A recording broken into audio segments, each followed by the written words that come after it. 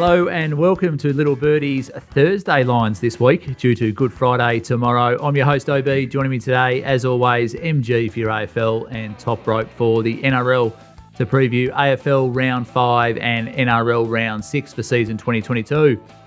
Friday Lines / Thursday Lines is brought to you by Little Birdie TV and topsport.com.au, Punting Form and Manscaped, all your essential items for life. MG, after a big night at the poker, welcome. Thanks, OB.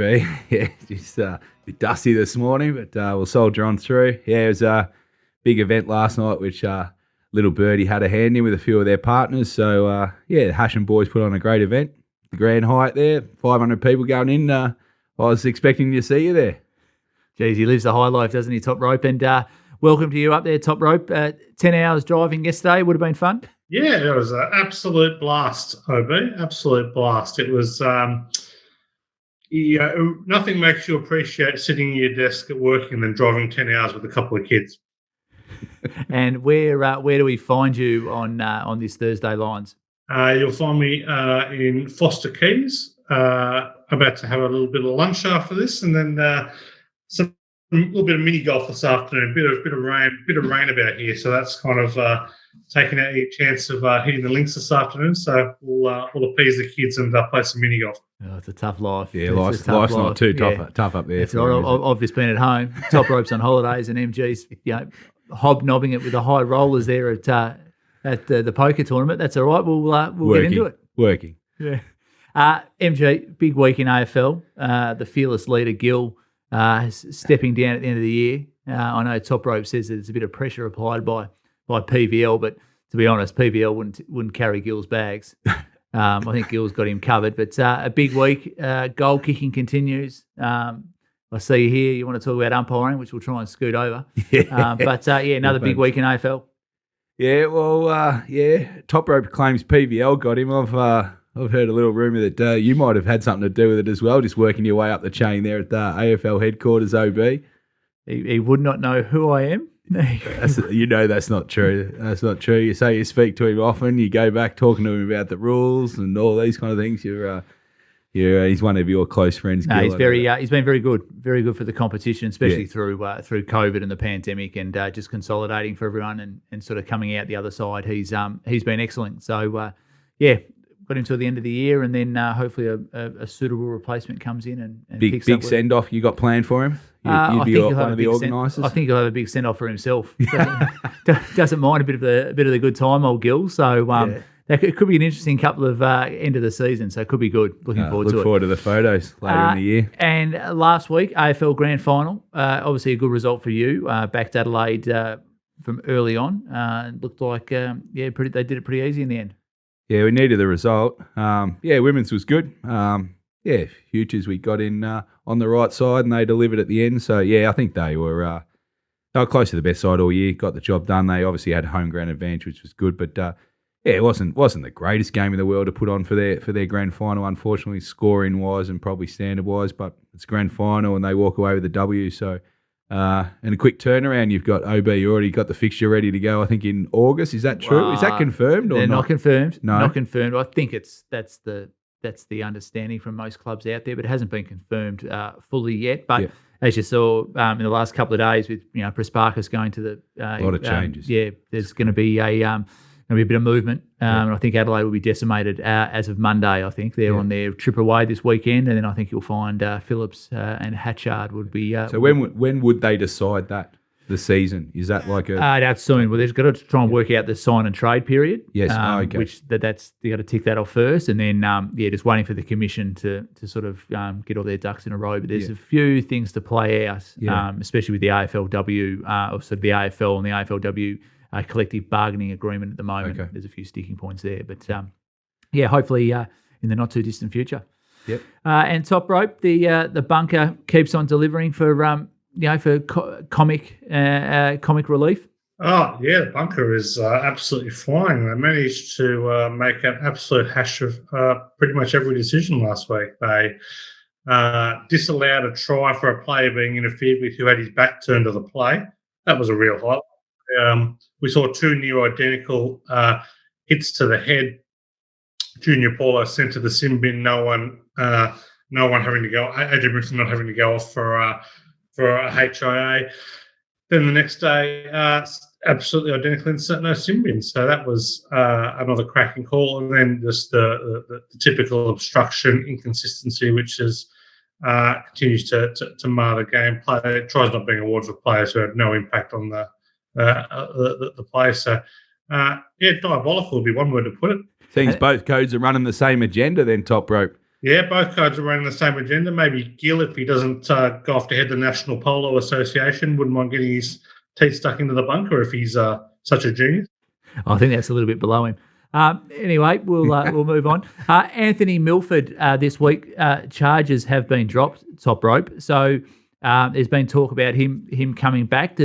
He was originally at the Broncos and he was going to South. Where will he end up?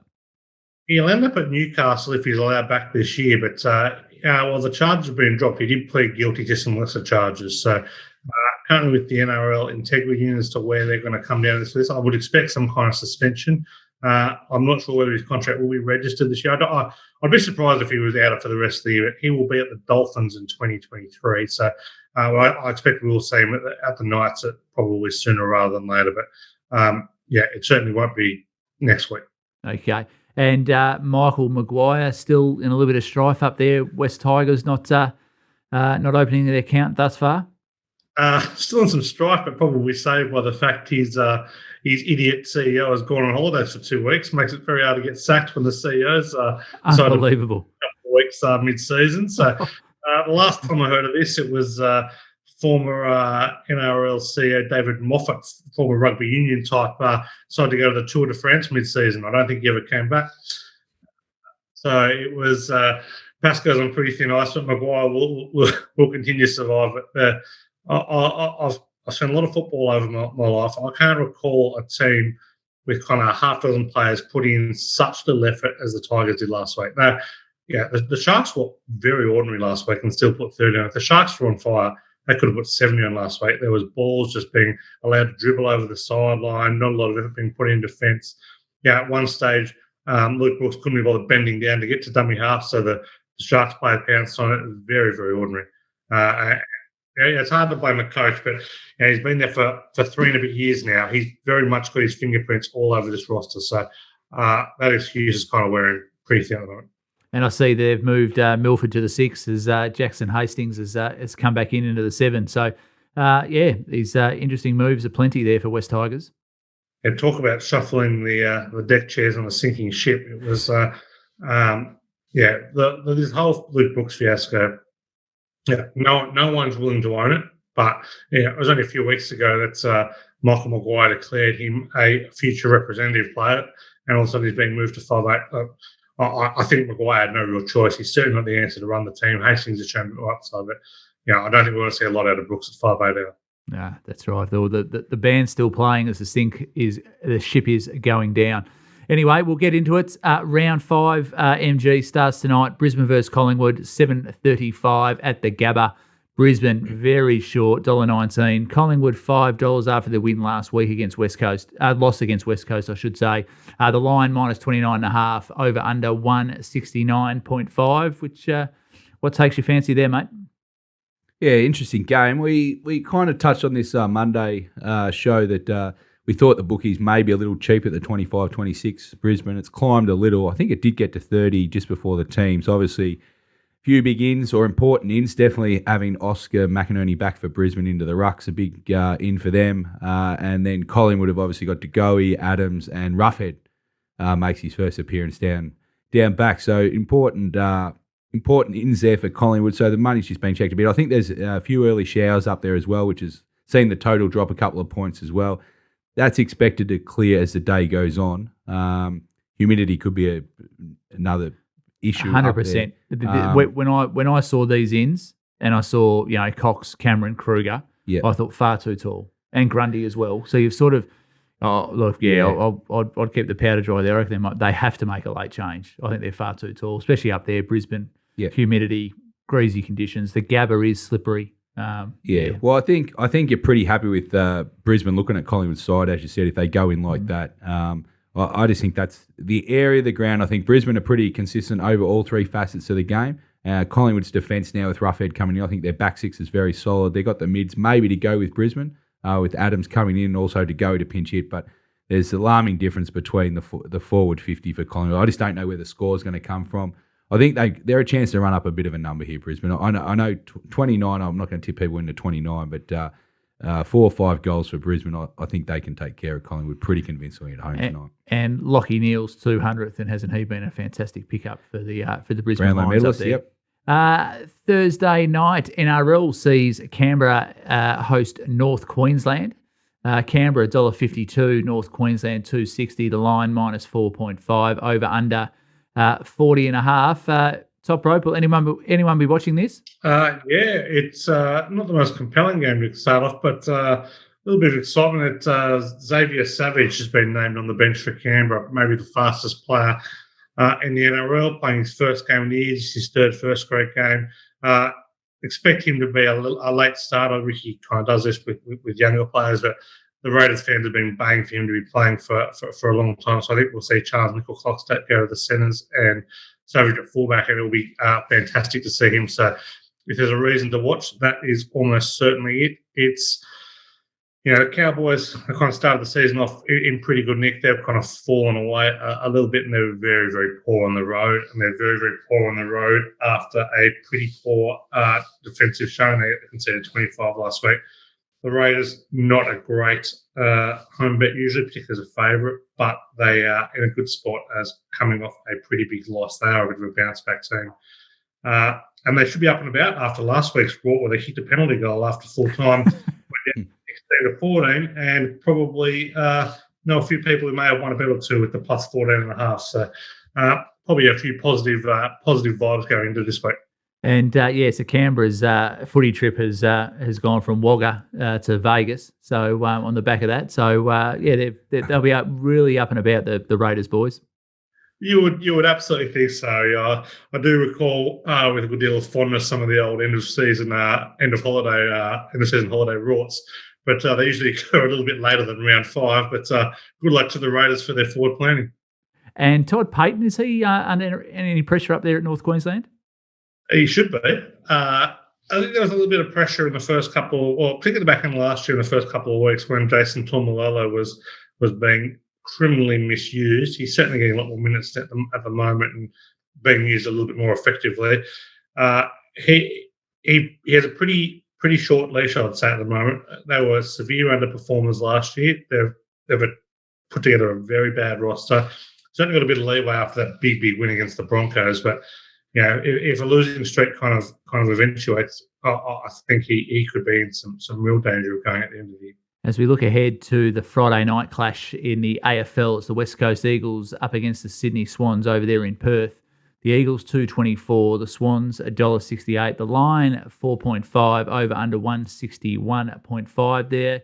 MG, there's been a little bit of movement in this game. Yeah, a lot of movement. Open 10, around the 10 mark, back down to 4 now. So as expected, West Coast are reporting they could have 5 or 6 first choice players back in the midfield. Yo, Shuey, Cripps is a chance. Oscar Allen's a chance to come back. And obviously Yo is the other one that might come back. So they've lost Nick Nat in the ruck, which is going to be tough for him to replace. Offsetting that a bit, I guess, is Franklin with his finger. He'll be out for a couple of weeks. The thing that worries me about West Coast, maybe bringing too much in that might be underdone as well, especially in those pressure midfield positions. So right now, I don't mind this spot. I'm just going to keep my powder dry and just see how far this market pushes. I think after the teams, this game could almost get back to pick. I think if they do name a portion of these players coming back out, and I think it's a good spot for Sydney to bet. So just going to say, no need to bet early. If you like West Coast in this game before the teams come out, I'd go with the crush, but. For myself, Sydney, I'm going to sit and wait, and I think the smaller margins might be the go here as well. I don't think there'll be too many points in this game. I think the total's right, but if I was having a bet, I'd be shading the under as well. No worries at all there. And just a reminder, Friday Lions brought to you by topsport.com.au, family owned and operated for 35 years. Bet with a bookie you can trust. Bet with topsport.com.au. The NRL Good Friday match tomorrow, South versus the Bulldogs. 4 o'clock on Good Friday. Always a great fixture. These two clubs put up a great contest The Rabbitohs, $1.27. Canterbury, $3.90. The line, -10.5. Over under 39.5. These games are always a titanic battle, top rope. Which way do you see this one going? Yeah, look, I think Souths probably get Ira at the win, but I wouldn't want to be taking $1.27 to find out about it. Latrell Mitchell out for 8 weeks. Obviously, the big news out of Bunny's territory there. Their attack is been pretty ordinary this year, and Latrell kind of has been a spark on most of it. When he went off last week, there wasn't a lot on offer. Cody's having an absolute shocker this year, so I'm not really sure where his form has gone to. But look, I think South probably win, but I'd probably rather be on the plus than the minus here. I think the Dogs have got absolutely nothing in attack, but they have shown a bit of backbone in defence. So best bet in this game, the under. I reckon the under, probably having something small on the plus. And Dogs not without a hope of an upset here. I think just at the prices, I think they are over the odds. Souths are entitled to win this game. They're a much better team. They're a much better coach. But the price, very, very short from them. And we saw last year that Blake Taft did a pretty good job in the finals, stepping in for Latrell. So he'll take up the number 1 jersey at the back there. So that's a handy replacement for them. Yeah, absolutely. He's got plenty of ability. He's a bit of a kind of slight body, and certainly will need to probably improve his kind of his communication, kind of managing the defensive lines, which is often the problem with these young rookies. But he's got a bit of spark in attack. My concern is you've got Ilias and Taft together there as two of the kind of 4 in the spine. So it's going to take some time. Taft will turn into a nice player. Ilias will turn into a nice player, but there's a bit to work on there. And like I said earlier, there's Good Friday clashes. Very, very hard fought. One of them lost in the forwards. So I think it'll be a pretty interesting game. If you're a Dogs fan, I think not without hope after a couple of diabolical weeks. And I'm a massive Cameron Murray fan, and he just keeps on keeping on. He's a beautiful-looking specimen, plays the game in the right way, and he's doing great things, leading the South Sydney side around the paddock.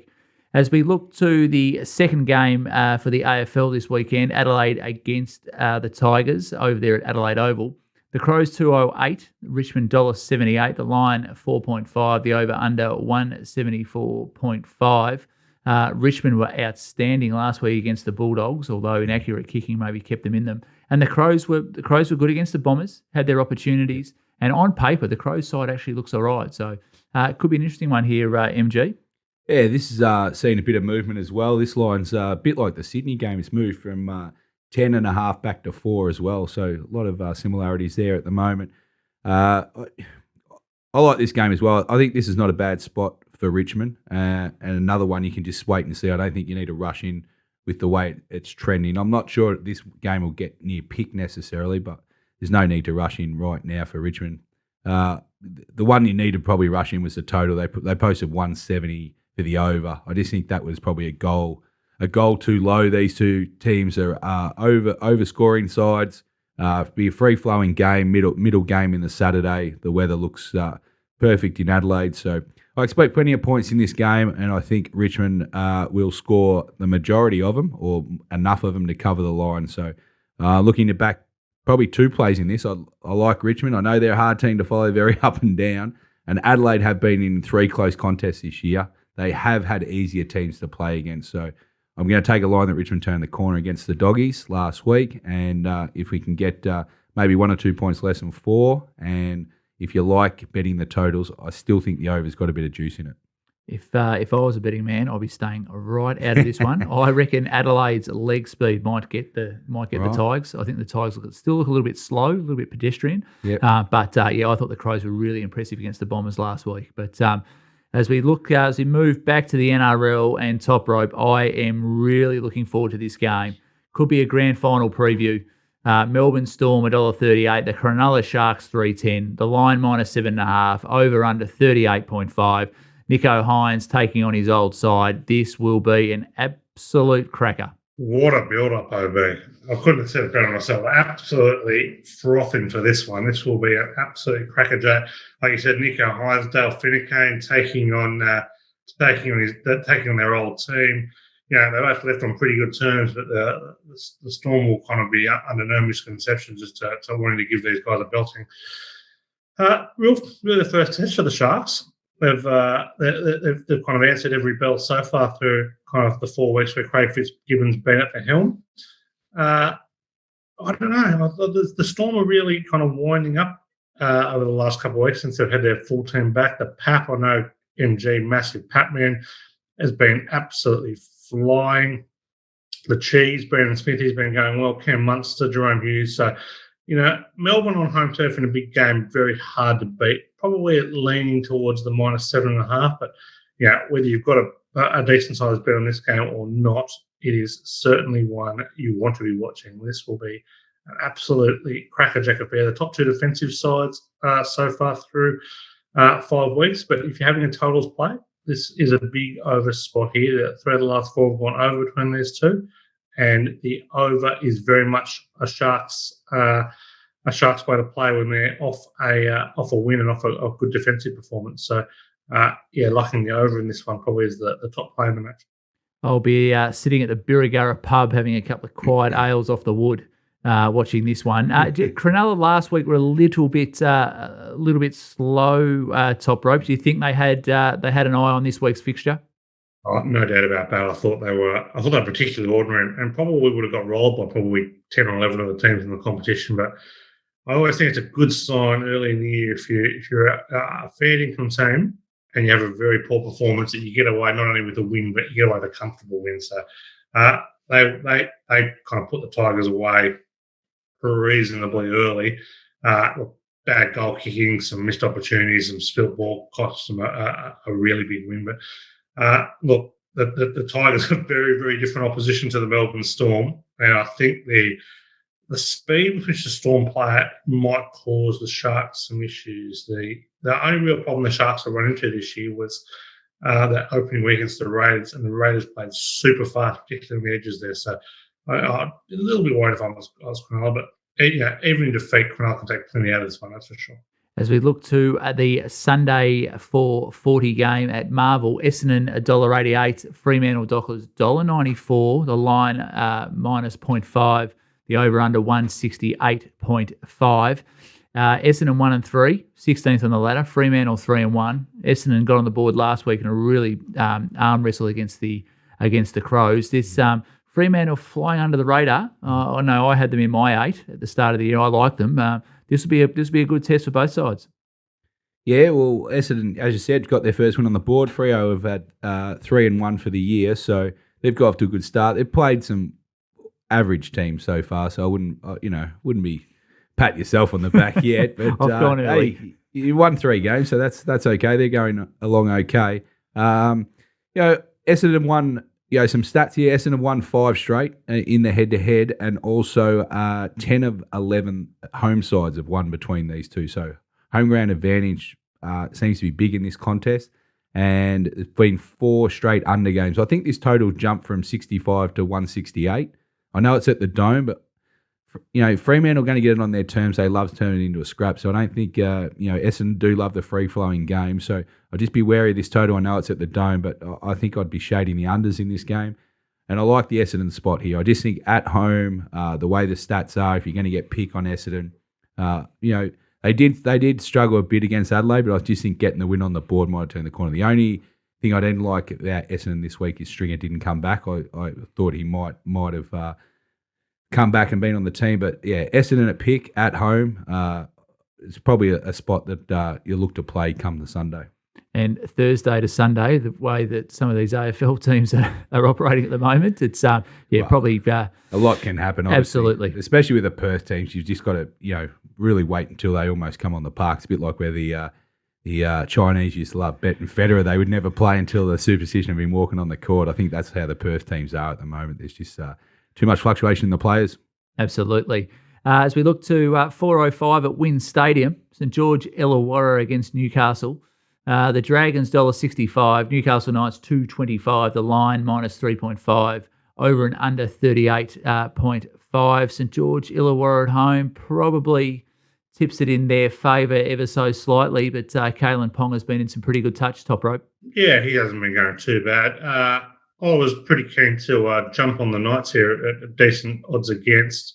Dragons have a good record against the Knights, but Newcastle showed a bit of character this year. I still can't believe Anthony Griffin sticking with these team changes, leaving Sloan and Amon kind of out of the starting 13. But a little whisper going around that COVID might be sweeping through Newcastle, so could be missing a couple of players there at least. So very much a wait-and-see game from me. Other sides, if all remains as is, I'll be on Newcastle small, but we'll see what's happening with the team changes in this one. It's just too difficult to kind of make an early call at the moment. Absolutely. There's still a fair bit to play out between now and Sunday. As we go through the remaining prices for the AFL, we've got North Melbourne $5 against the Western Bulldogs $1.17 in the annual Good Friday clash at the Dome. 31.5 is the line, over under 165.5. Anything doing there, MG? Yeah, line's been back for Kangaroos, 35.5 down to 31.5. I think that's the right way to go. If I was having a bet, I think the Kangaroos can keep this pretty close, and I think that's a big line. So I still be on the plus. Next game that we'll have a look at here, once again at Marvel Stadium. St Kilda $1.34, Gold Coast $3.20, the line minus 19.5, over under 170.5. St Kilda put a cricket score on last week against the hapless Hawks, but Gold Coast have been good. Again, good against Carlton. They match up really well with the Saints. So it'll be interesting, this one. Yeah, I think the market's about right. I couldn't play either. I think I don't know where exactly the Gold Coast are. Not taking too much interest out of the St Kilda win over Hawthorn. So yeah, not one I'll be looking forward to getting involved in. Stay away. As we look at the Saturday night game, Melbourne against GWS at the MCG. Melbourne $1.16, GWS $5.50. The line minus 32.5, over under 161.5. The Giants beat them at the G last year. Any hope the boys from Greater Western Sydney? I think you should keep your money in your pocket for this game. No, the Melbourne, I'm not sure if it's been smashed or they just come up too cheap bookies. They come up 21.5. Looked at least a goal too short, but I couldn't be tipping into the 32. Giants would want to show something this week. Loss of Bruce in the ruck's going to hurt them. It depends Melbourne what they want to do. There's a big class edge for more. If they want to put a score on them, the Giants can fold easily. So I think the money will continue. But yeah, I'm not going to tip into the 32. Toby Green back this week. I think he's sat out his suspension, so he'll be back, which will be handy for them. Yep. As we go to the last couple of games for the AFL, Carlton $1.60 against Port Adelaide $2.35. The line minus 10.5, over under 164.5. Lear and Robbie Gray possible ins for the Power. Carlton without Patrick Cripps, I'd be staying well away from this one. Yeah, and Port without Wine. So both their leaders in the midfield. So the depth will be tested a bit in that area. Yeah, not a betting game for me. I don't know where Port are at. They could drop off the face here. As Carlton supporters, you'd want to put this win on the board, but geez, they were disappointing last week at the Gold Coast. So yeah, sit and watch for this game, I think. It'd be an interesting game, actually, to see how Carlton respond from that loss last week. And Port Adelaide have to do something. 0-5. See you later. Yeah. You'd have to be airborne to bet in this game. Absolutely. As we look to the next game, the Easter Monday clash between two fierce arch rivals, Hawthorn $3.05, Geelong $1.38, the line 16.5, the over-under 157.5. Look, it's a long time between now and Monday, but anything doing in the initial markets? Yeah, obviously wait for teams and everything like that. You couldn't tip into Hawthorn at any stage after last week. That was dismal. Hopefully they show some character this week to make it a bit of a contest, but if they don't, Geelong love destroying sides. So the 16 may look cheap if Geelong find a gear and Hawthorn don't respond off last week's performance. But yeah, wait and see Monday, see what the teams shake out. But I could only tip into Geelong, but we'll wait and see. And Selwood and Tom Stewart back. I think the Cats will win by plenty. We'll just go to quickly duck to the AFL Premiership Market. Not a lot of movement there, probably a little bit of movement out, if anything. But the Demons $3.20, Lions $6, and then double figures the rest. Melbourne have actually moved in $3.75 to $3.20. They've been short, and I just think there's a big class edge going on. Other than Brisbane, who I'm going to keep following, making a case for, I still think they're the value at $6. Hipwood's not too far away, and I just think their draw through the first half of the year will get them there. If you like Melbourne, I'm sure they're getting thrown into plenty of multis and everything. other outside of Geelong at this stage, I couldn't entertain many others right now. Yeah, Melbourne look a little bit better than most at the moment, but Brisbane just sort of flying under the radar up there in Queensland. We go to the remaining games for the NRL. Penrith Panthers $1.06. The Brisbane Broncos at double figures, $10. The line minus 22.5, over under 40.5. They're predicting a bit of a cricket score here, Toprope. Yeah, and it will be a cricket score. The minus is out from 18.5 to 22.5. It's going to keep going. It'll be fun without now Payne Haas, of course, suspended, missing a few players, but Broncos very courageous last week, only going down by 4, had a chance to win against the Roosters, but against the Panthers at Penrith, who have won 19 on the trot at home, covered 19 of the last 28. Penrith are going to be far too strong. As we look to the next game for the NRL Round 6, Manly against the Gold Coast Titans. Manly $1.54, Gold Coast $2.50, the line minus 5.5, over under 40.5. Anything take your fancy there, Toprope? Yeah, it could be on the Titans here, the 250 and the plus 5.5. They've won their last 3 at Brookvale. No Tom Trbojevic from Manly. Look, Titans probably have to play towards their kind of better capacity, but they've certainly got in them. And I like, the both are more match up on that left edge against some of the pretty ordinary Manly edge defence there, I would have thought. So, look, I think you can get a bit of value about the Titans. I'll be backing them. Next game, Sydney Roosters against the New Zealand Warriors. The Roosters $1.17, New Zealand Warriors $5.10. The line minus 14.5, the over-under 42.5. This is the 2:00 game on Sunday. A little bit to play out between now and then. Anything in the initial markets, Toprope? Yeah, I'll be backing the minus here. It all lines up for the Chooks here. Warriors are a pretty poor underdog. They've won 3 on the trot, but been expected to get the job done in those 3. The Roosters, SCG, tick. Big start, the SCG, tick. Off a game where they scored a few points, tick. So it's all lining up for the Roosters, and this one I'll be back in the minus with a good degree of confidence. And the final game for the round is the Parramatta Eels up against the West Tigers. Parramatta $1.08, West Tigers $8.25. The line minus 21.5, over under 44 even.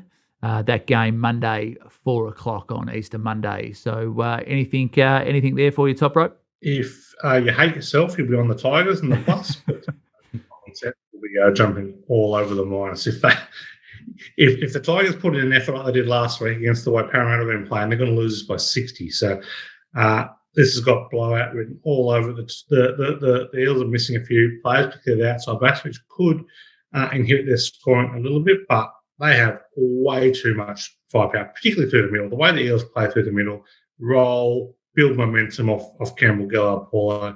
I don't know how the Tigers stop it, even if they are at full strength.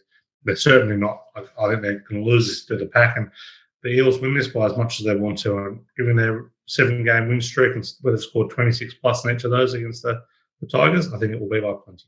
And King Gutho, anytime a try scorer is a morale. As we look to the Premiership Market, the Panthers still at $3.50, the Storm at $4.40. The Eels have shortened into $7, and the other mover there is probably the Cronulla Sharks into $9.50. Still on the Storm, Toprope? Yeah, still on the Storm. I like how they're warming into the season at the $4.40 there, and I think the best value, to be honest. There's only 5 teams, I think, now that can win the competition.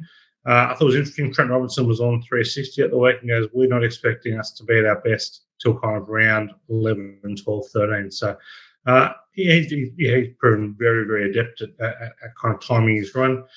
Trent's won 3 premierships in the decade he's been coached there. So I think $7 at the Roosters is plenty of value. Beautiful. Thank you, Toprope. Just a reminder, you can locate the GGOA for $22 a week in the littlebirdie.live shop for all your NRL betting action, and your AFL Stings for $22 a week, also located in the littlebirdie.live shop for all your AFL betting action. Toprope, have a lovely family holiday. Happy Easter. Happy punting. Hopefully the drive home is a bit better than the drive there. But have a great Easter and happy punting up there. Yeah, happy Easter to you boys as well. Happy Easter to all the listeners. It's a great time of year, fun time of year. It's a great weekend of sport, and plenty of winners to find. So hopefully everyone finds one. And MG, likewise to you. Have a great Easter. Go home, rest up. You're looking a little bit glassy-eyed there after a big poker night. Don't get too many days off at Little Birdie. I can't remember the last one, that's for sure. So. Oh, Scooty's working you hard. Yeah. That's a wrap for this week's Friday Lines. Thanks to MG and Toprope.